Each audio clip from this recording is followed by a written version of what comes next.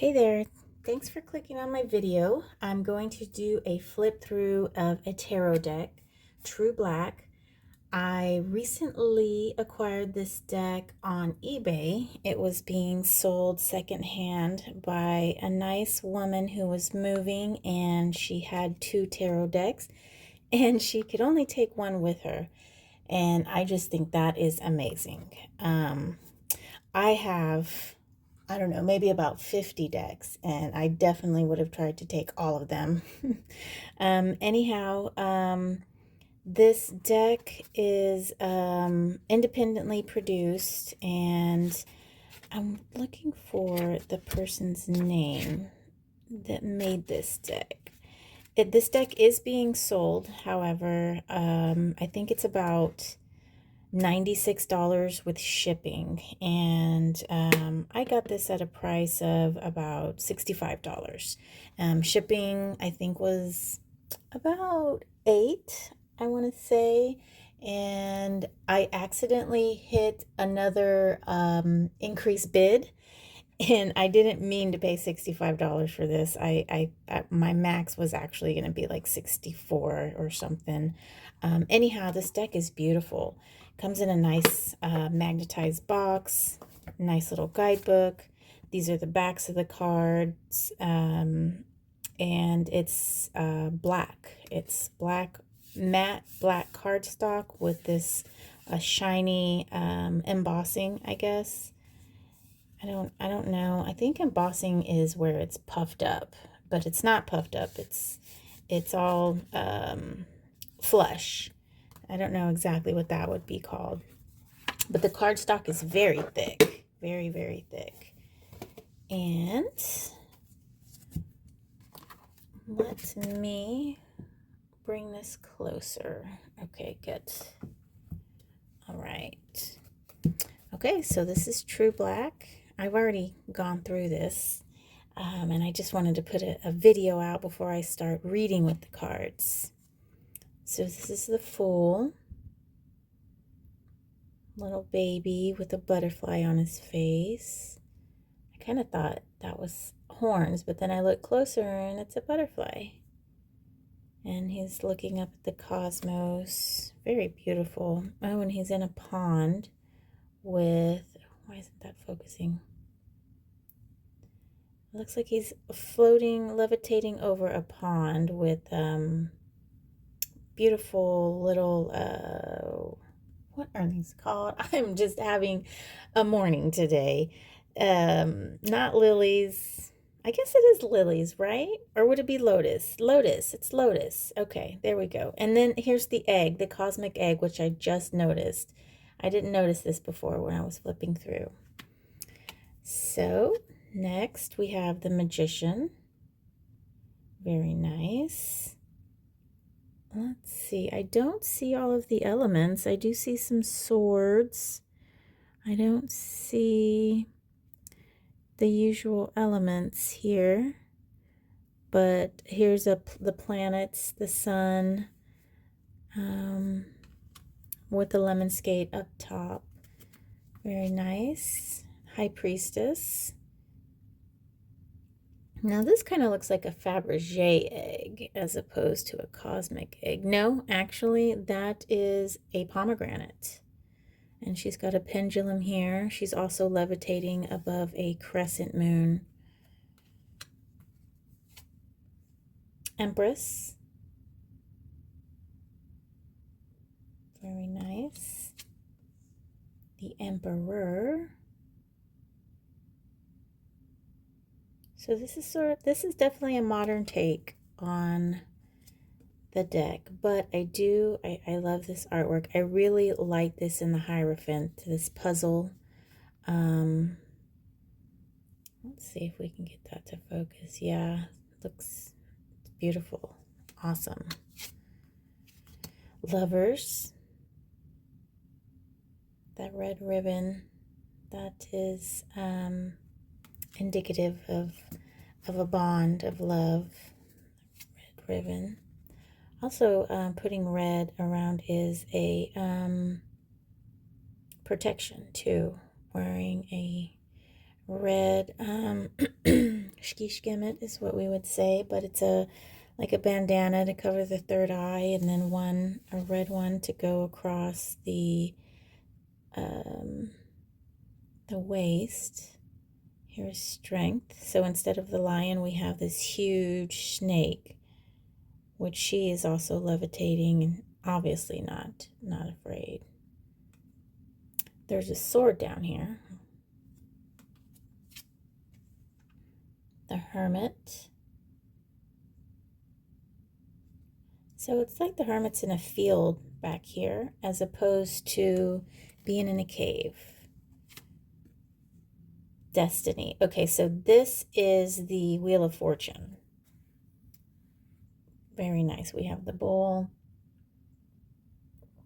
with 4 arms sitting cross-legged in front of, I don't know if this is the sun. However, he's weaving, which I just noticed. Wow, that's pretty cool. So he's weaving this, he's weaving destiny. Justice. Now these cards are not numbered, but they do have the name down at the bottom. The major arcana is not numbered. I don't even, well, we'll see. We'll see. I flipped through it and I was mainly focused on the artwork. So we have the hanged man here, his feet up in the air with butterflies. Then we have sort of maybe a digital going on here. And then gold is coming out of his mouth. Death.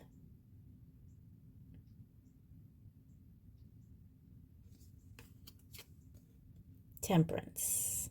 She has a red ball here and a white ball here, and her opposite color, maybe paint on the arms. We have these swords on this side of her, and on this side in the background we have flowers. Ooh, and I just noticed this above her head. That's pretty cool. Yin and yang. The devil. So let's see if we can focus on her face. So she's also has 4 hands. She has a quiet, she's holding on to these chains here, and then it's like she's beckoning you to come. Okay, this is the tower. Let's get it to focus a little better. There we go. So that looks like an eye, maybe? An empty eye socket, perhaps? And then a fox down here. Interesting. So this star, to me, just kind of doesn't quite fit, because this girl looks like she's in her party dress, little black dress here. It could be that maybe she's doesn't have a torso. I don't know. So this card is a little bit of, just doesn't seem to fit. And then we have these details down here. That is the star. The moon. I love this card. So here she is down here, reaching down, yet I believe this would be her hand that is reflecting from this pool. Crescent moon. She's levitating as well. I think this is one of the better moon cards I have seen. The sun. So we've got lots of sunflowers and a woman dancing in the sun's rays behind her. Judgment. This guy has 4 arms as well. So it looks like he has maybe, is that a crown of thorns? And then that slice, and here he's pointing and he's got a sphere ready. Then he's running through the clouds. Wow. That's awesome.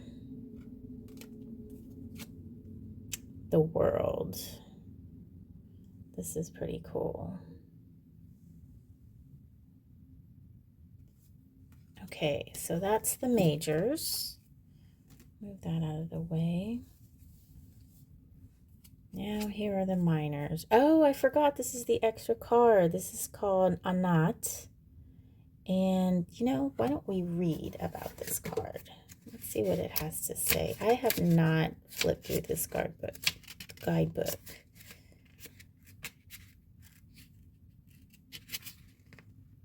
Okay, world. Oh, it's not in here. No, wait, maybe it is. Next page. Okay. Here we go. All right, so endless, infinite, exempt, cynical. Anat refers to the never-ending, eternal, and exempt, while all other temporal beings enter existence, grow, and then die. Anat exists outside of these constraints and rules. It has been and always will be a core concept shared by other world religions. Lying in the center of this card is a fetus, the intermediary between the ending and the beginning of the major arcana, representing the cyclical nature of eternity. Around it coils the snake known in Sanskrit text as Anat Shesha,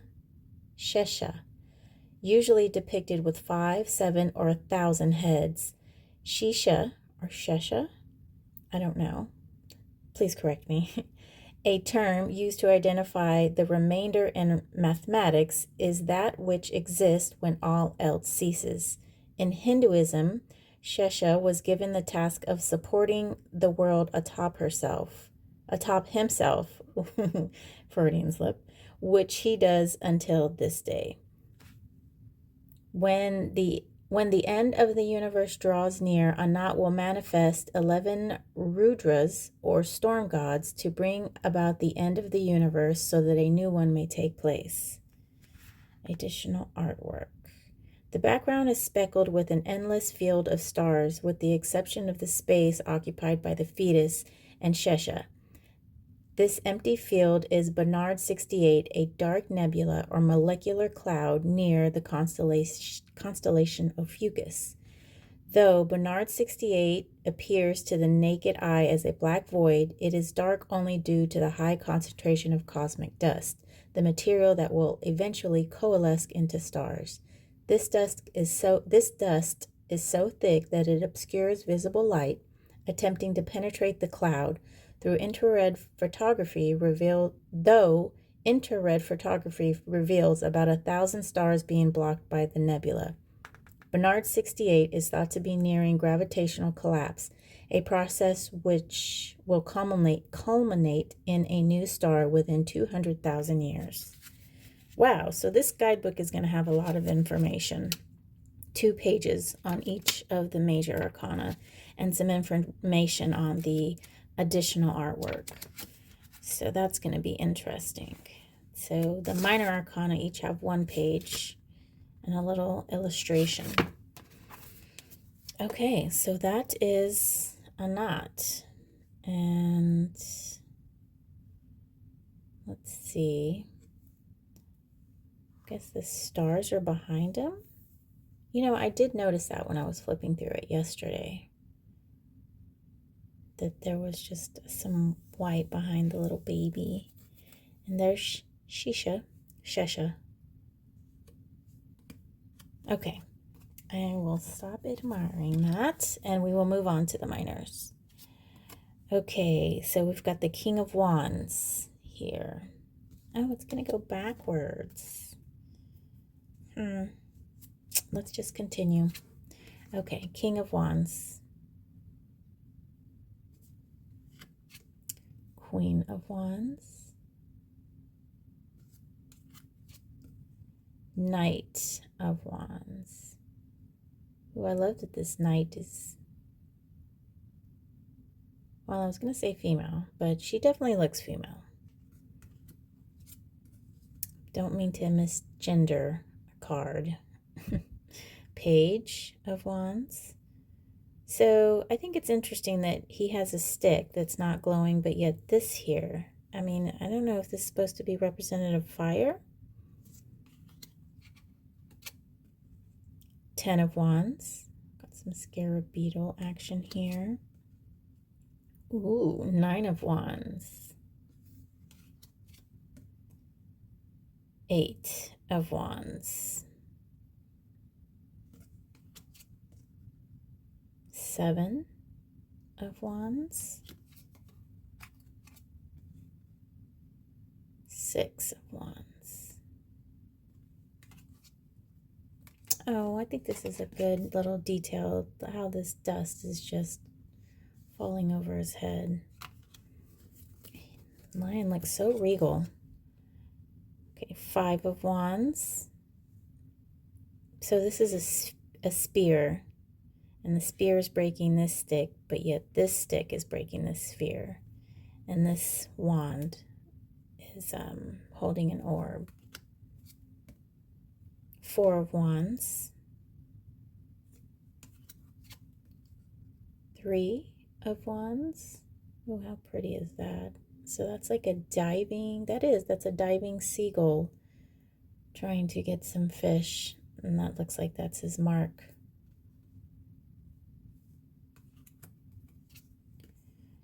2 of Wands,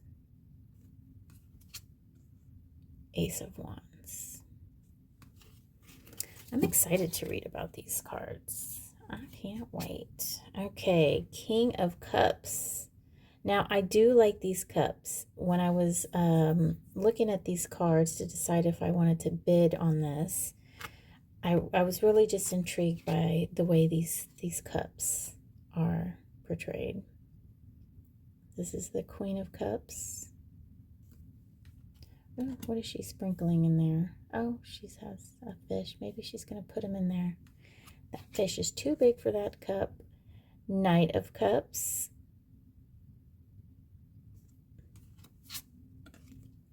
Page of Cups.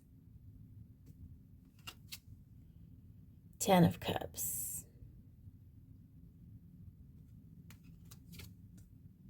9 of Cups. There's the fox again. I wonder what the significance of that fox is. 8 of Cups. And, you know, I couldn't really tell if this octopus was upset, because the 8 of Cups is generally a card of like moving on and reluctantly leaving a situation. And I can't tell if he's really sad. But he's in water, so it's like these cups might be emptying of what they used to have, but they're filling back up because they're in water. So, something to think about. Okay, 7 of Cups. We got all different kinds of animals in the cups. Oh, a hummingbird. 6 of Cups. Now this has candy in it, which I think is great, because this card is 6 of Cups is relating towards nostalgia, childhood. 5 of Cups, all are broken except for that one. And you know, going back to childhood is getting candy out of the candy dish and getting candy from others. This card is beautiful. I just love how this, I'm guessing this is a weeping willow. These weeping willow branches are just falling over this. The coloring is beautiful. We've got a flower in the middle. These glasses are just amazing. 3 of Cups. 2 of Cups.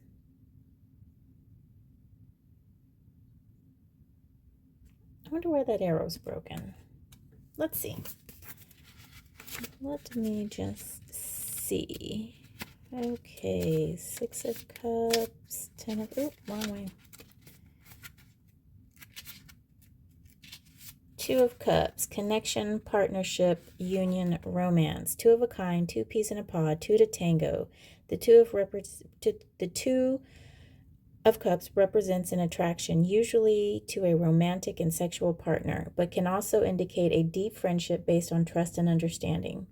Oh, here it is. These 2 cups connect in darkness. Their contents swirl beneath a warm, glowing light. 2 angelfish surface and move to meet each other. Above, an arrow snaps in half. In some readings, a Two of Cups can signify end to hostilities, seeing eye to eye, and emergent partnership. Oh, amazing. Okay.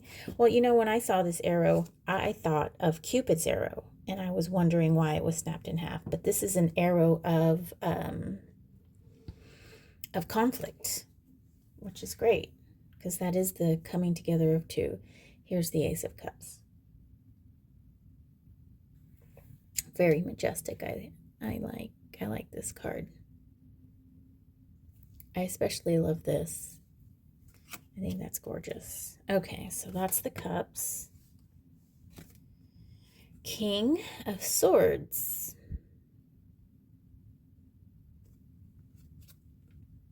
Queen of Swords. Oh, I did want to point out that she has the sword stabbed through her palm. Knight of Swords.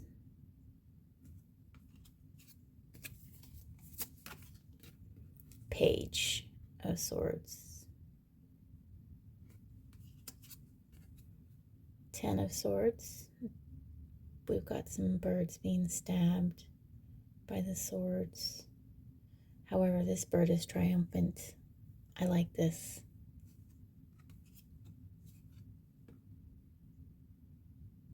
Nine of Swords. The stabbed bunny. Bleeding rose petals.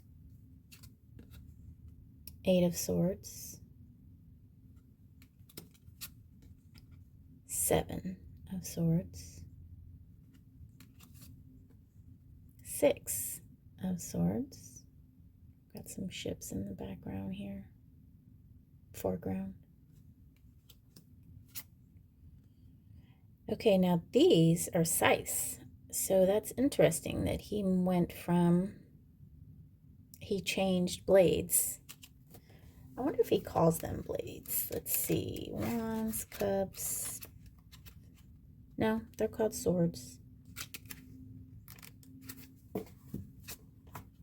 And then this, I would say, is a flint knife. So Four of Swords. This, to me, is just amazing. This heart is just so realistic, and I love how you can see the blade through one of these arteries. I think it's amazing. Just amazing. And I love the color, that it's not that bright red. It's more of a muted pink. Like all the blood has been drawn out. Two of Swords. Ace of Swords.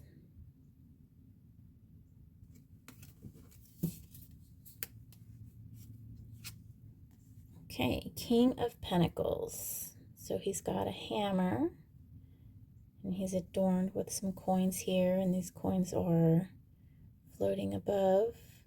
Got some antlers of some type. Queen of Coins. Let me see if these are called coins or if